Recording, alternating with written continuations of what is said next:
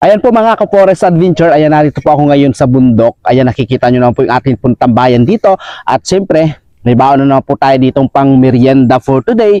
At syempre, hindi po mawawala kapag may saging, hindi po mawawala itong bagoong. Ayan, sariling gawa po ito guys. Wala akong nakapagdala ng ng extra lagayan po ng bagoong. Kaya dito ko na lang siya inilalagay sa ating pong merienda. Ayan, napakabango po guys sa sariling gawang bagoong ha. Grabe. Kasi, nitong dumaan po ng bagyo na si Christine, napakarami pa rin pong tumba na saging po dito sa amin. Kaya kahit medyo maliliit, nakikita nyo po guys, kinukuha kasi sayang.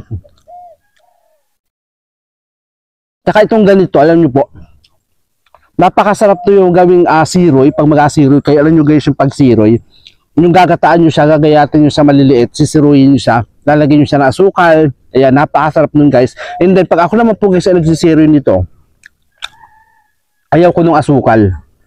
Sa totoo lang guys, ang gusto ko, asin. Kasi pagka-asukal, masyadong maumay. Kanya-kanya lang naman guys, taste dun. Grabe.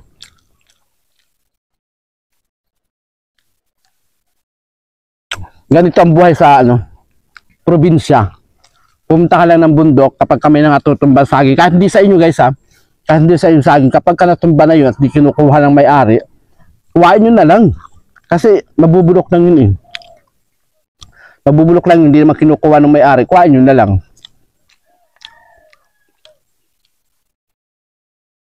Sa syudad, hindi walang ganito. Pakakain ka ng saging sa syudad, bibili ka talaga. Yun guys. Tapos napakamahal ng kilo. Tapos yung malalaki nito, kapag kakinilo mo mabibigat. Kaya yung 1 kilo nito pag bibili kayo, ilang piraso lang yun kasi mabigat siya.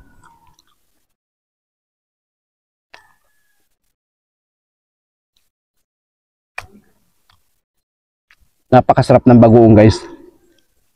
Kasi sariling gawa yan. Yung dilis. Alam niyo yung dilis, pag nagkakajakpatan dito, ping dami. Kaya hindi na siya nabibili. Yung iba ginagawa na lang bagoong. Tapos ito. Ayan.